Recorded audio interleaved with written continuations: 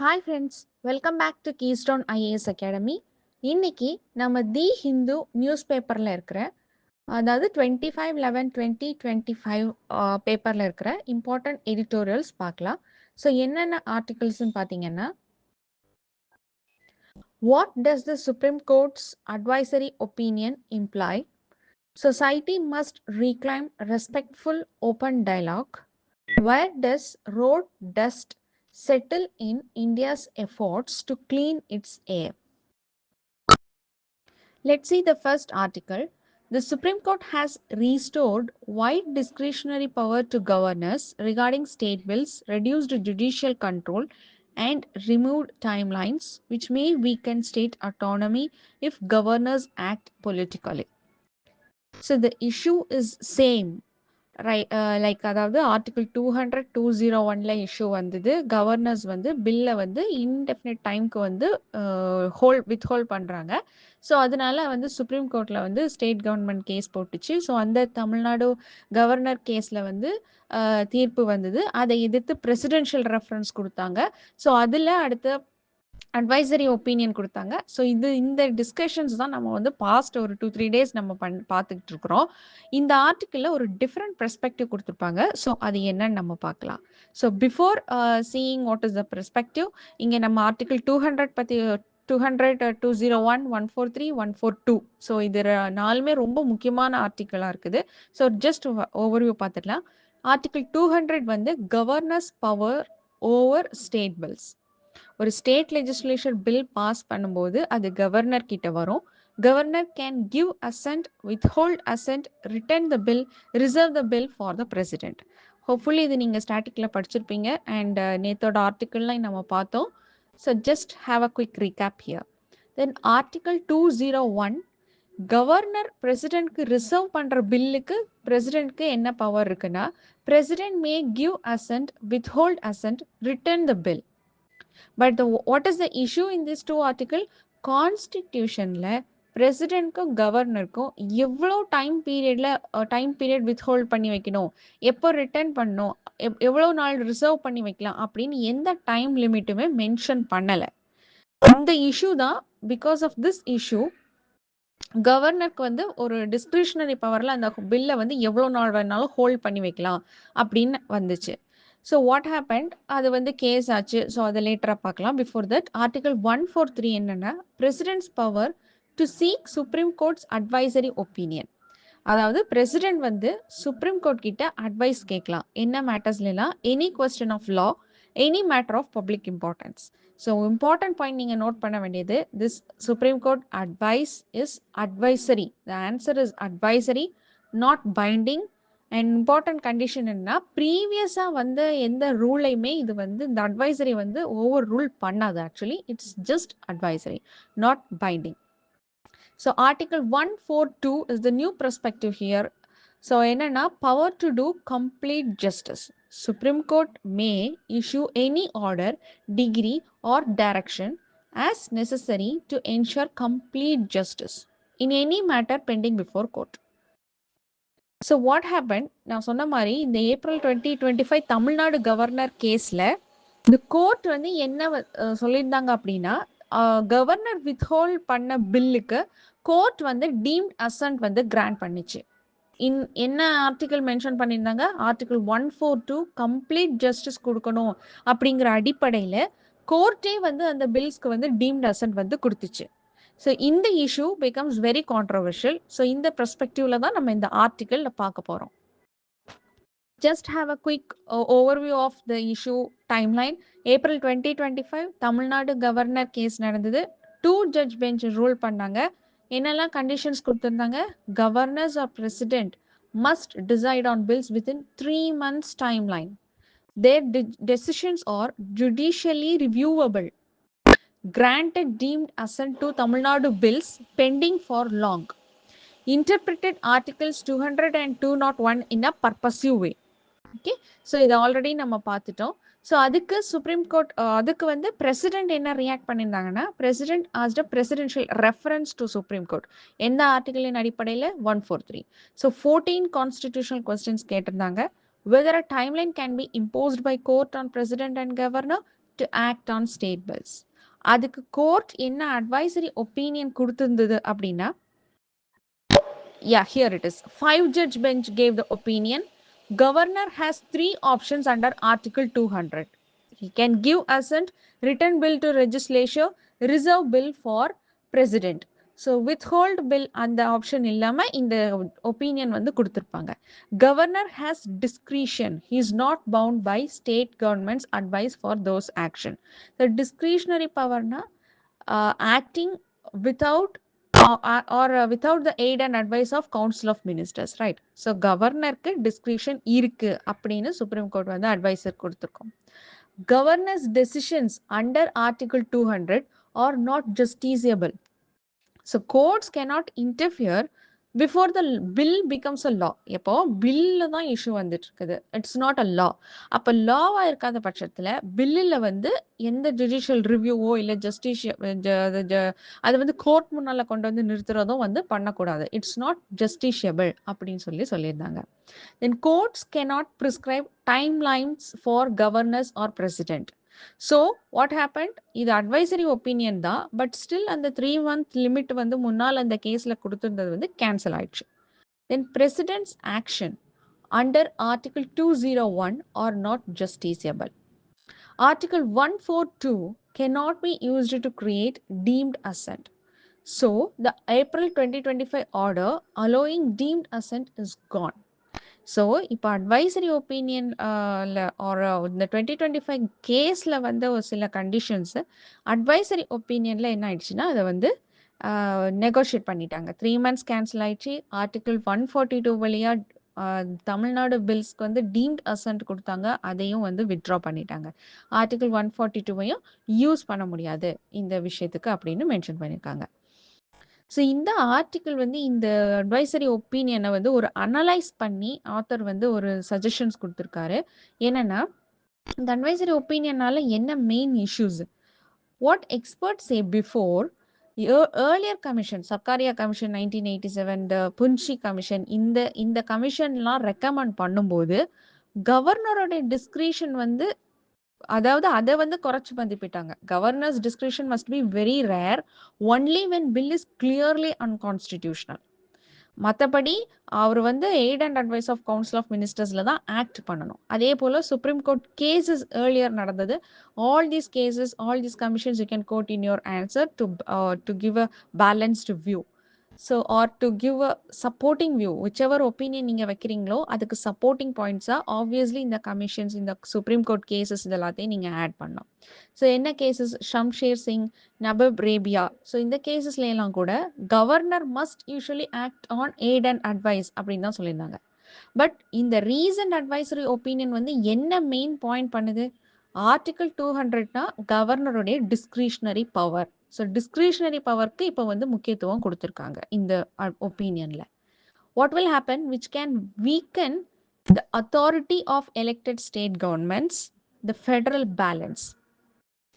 So time லிமிட்டும் கொடுக்கல அப்படிங்கிற பட்சத்தில் பொலிட்டிக்கல் டிலே ஆகிறதுக்கு சான்சஸ் அதிகம். So these are the issues. Federalism மெயினாக பாதிக்கப்படும் அப்படிங்கிறது தான் இந்த அட்வைசரி ஒப்பீனியன் கொடுத்ததுலேருந்து ஒரு ஒரு ஒரு எஃபெக்ட், அதாவது ஒரு பெர்ஸ்பெக்டிவ். இது ஃபெடரலிசம் வந்து பாதிக்கப்படும். So how governors are appointed by the central government. So if the center and state are from different parties, governors sometimes delay or block state bills, now have more discretion, more timeline, limited judicial review. அப்போ என்ன ஆகும்னா, state கவர்மெண்டோடைய elected state கவர்மெண்டோடைய policy வந்து slow down ஆகும். அதுக்கு தடைகள் வந்து அதிகமாக வரும் அப்படின்னு இந்த ஆர்டிக்கிளில் மென்ஷன் பண்ணியிருக்காங்க. ஸோ டெஃபினெட்லி ஒரு வே ஃபார்வர்ட் கொடுத்துருப்பாங்க. ஹியர் இந்த இஷ்யூலேருந்து ஃபெடரலிசம் அஃபெக்ட் ஆகிறத எப்படி வந்து நம்ம சொல்யூஷன்ஸ் கொடுத்து சஜஸ்ட் பண்ணலாம், சொல்யூஷன்ஸ் கொடுத்து தீர்க்கலாம் அப்படின்னு கொடுத்துருக்காங்க. So real problem is politicization of governors post. So governors should not become tools for political pressure is a very important point. Definitely you have to write in your main answer. So they must act with fairness and urgency. States and center must maintain federal balance. See this point இருக்கு இல்லையா, the real problem is politicization of governors post. Governors should not become tools for political pressure. They must act with fairness and urgency. இந்த பாயிண்ட்டுக்கு எக்ஸாம்பிளா தான் past president's எப்படி react பண்ணியிருக்காங்கன்னு நேத்தையோட ஆர்டிக்கல்ல பார்த்தோம். We saw two presidents. One is KR and KR Narayan, and another is Venkataraman. So அந்த presidency டைமில் இருந்த எக்ஸாம்பிள், அந்த நடந்த நிகழ்வுகளை எக்ஸாம்பிளாக வந்து நம்ம நேத்தோட ஆர்டிக்கிளில் கோட் பண்ணியிருந்தாங்க. ஸோ அதை இந்த பாயிண்ட்டை சப்போர்ட் பண்ணுறதுக்காக நீங்கள் இந்த இடத்துல யூஸ் பண்ணிக்கலாம். So state and centre must maintain federal balance. Parliament may consider amending constitution to introduce clear timelines because constitutionல timelines இல்லை. ஸோ அதை கூட கன்சிடர் பண்ணலாம். ஸோ இந்த ஆர்டிக்கல் ரிலேட்டடாக ப்ரீவியஸ் இயர் கொஸ்டின்ஸ் ஆல்ரெடி நம்ம நிறைய வாட்டி டிஸ்கஸ் பண்ணியிருக்கிறோம். So you can just go through, pass the slide, find out the answer, understand why this question was asked and how it is related to the article which we discussed now. Okay, you can go through. The second question asked in 2010. Then this is about directly about discretionary powers of governor. You can pause and read it again because I have explained it very clearly yesterday's article. So you can go through here. These are the mains questions. Yeah, here is the practice question. What does the Supreme Court's advisory opinion on the presidential reference imply for center-state relations and the role of governors? Discuss with reference to Articles 200 and 201. Coming to the next article, it's about polarization. Polarization destroys society. Neutrality and respectful dialogue must be protected if we want democracy, peace, and social trust to survive. So actually, the article is totally different from GS paper 2, paper 3. Always எப்பயுமே வந்து editorials வந்து paper 2, paper 3 இது base பண்ணி தான் இருக்கும். But this article is based on GS paper 4 ethics part.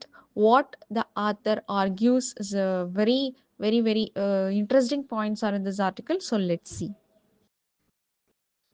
The author says that today's society is highly polarized.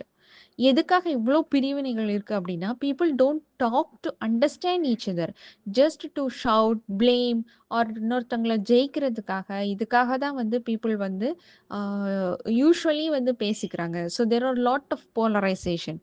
TV debates are loud fights. Social media promotes anger. People are forced to choose sides. So for நீங்கள் எடுக்கிறீங்களா or against எடுக்கிறீங்களா, choose sides. Neutrality or balance is mocked as weakness. Those who try to stay fair are attacked or isolated. So, what the author is saying, the culture of respectful debate is disappearing.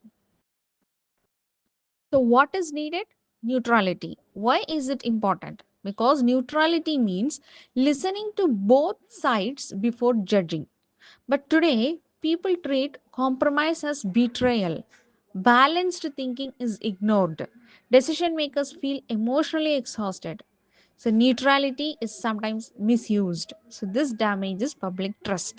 So, this is very simple points. டைரெக்டாக அதிலே mention பண்ணியிருக்கு. Read பண்ணும்போதே உங்களுக்கு understand ஆகும். It's a very important ethics topic. Then coming to what are the impact of there are இப்போ சொசைட்டிக்குள்ளே polarisation இருக்குது. So அதனால வரக்கூடிய இம்பேக்ட் என்ன அப்படின்னு பார்த்தா, நிறைய இன்ஸ்டிடியூஷன் டிஃப்ரெண்ட் ஜேர்னலில் வந்து டிஃப்ரெண்ட் எஃபெக்ட்ஸ் இருக்குது. So coming to politics and governance, legislatures stop functioning smoothly. Leaders become more interested in their side than the public. Lawmaking becomes slow and superficial. And coming to judiciary, courts are seen as biased groups, not neutral judges. So what happened? Public trust gets weaker. People and communities, பார்த்தீங்கன்னா, stress and anxiety increase. Communities break into smaller chambers. Friendships and families get divided by politics. Workplaces face tension and discrimination. Coming to the online world, misinformation spreads quickly, emotions are manipulated, divisive content is rewarded by algorithms, social media increases polarization, is what the author argues. So the author itself says some solutions in the article. So those points are very important to note down to write our main answer. So what are they? The author says the answer is reclaiming respectful open dialogue. This requires listening without anger, seeing opponents also as a human beings, accepting that truth is complex definitely, defending neutrality as a moral value, encouraging balanced thinking, choosing understanding over rage. Only then democracy can function properly. This is what the overall suggestions here. So these are very simple points you can understand in your own terms. So just read, please note out the points. These are very important article. So coming to the practice question, in the age of rising polarization, neutrality and respectful dialogue are essential democratic virtues. Explain. Also, suggest measures to restore civility and balanced discourse in society. Coming to the last article, that also a very simple article, easy to understand article, but those points are very important. So, India's road dust pollution remains high because efforts are fragmented, unscientific, and incomplete. A science based, coordinated national strategy is urgently needed to make air quality improvement truly effective. So, it comes under GS Paper 3 Environment, Pollution, all those things. So, what is the issue here? India's air pollution problem is strongly linked to road dust, which contains PM10 and PM2.5 is the issue. So, what is the data supporting this issue? Road dust contributes 20 to 52% of PM10. Road dust contributes 8 to 25% of PM2.5. So, North Indian cities have higher silt loads on roads, making them dustier than South Indian cities. This is one more data supporting the points. Also, the government has spent huge money under the National Clean Air Program, and 64% of funds were used just for road trust control. But despite this, இவ்வளோ 64% funds spent பண்ணிட்டும், the pollution isn't reducing. So these are very simple points. You can just read and find out. Then issue பார்த்தோம், data எந்த data support பண்ணுதுன்னு பார்த்தோம். Now coming to government policy actions என்ன எடுத்திருக்காங்க இந்த இஷ்யூக்கு. So 2018ல construction dust rules implement பண்ணாங்க. 2021 CAQM, which is Commission for Air Quality Management, created dust control and management cells.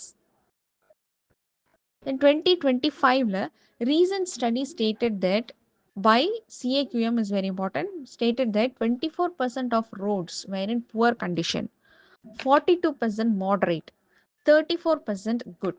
This data is very important to support our points. So, recommendations included digital mapping of roads and standard dust control guidelines. But what is the problem? What Arthur mentioned here is most actions are only focused on Delhi region, not the whole country. That is one of the issue we have to look into. Then why are current efforts failing? Means what are the challenges here? Fragmented responsibility, அதாவது ஒரு roads manage பண்ணுறதுக்கு வந்து கிட்டத்தட்ட 12 agencies in Delhi and 18 agencies Uttar Pradesh. So what happen, responsibility வந்து எந்த agency என்ன responsibility எந்த road எடுத்துக்கணும், இந்த மேனேஜ்மெண்ட் வந்து கிளியராக டிஃபைன் பண்ணலை. So what will happen, funds get scattered, work is uncoordinated. The second point is lack of machinery. Third point is dust is disposed unscientifically. After sweeping, dust is dumped in landfills. So, what will happen? Wind blows it back to the air, pollution reappears, the whole effort becomes useless. The final point is no national level rules are there. So, as I already said, most actions are happening in the Delhi region alone, not the whole country. So, what is the way forward?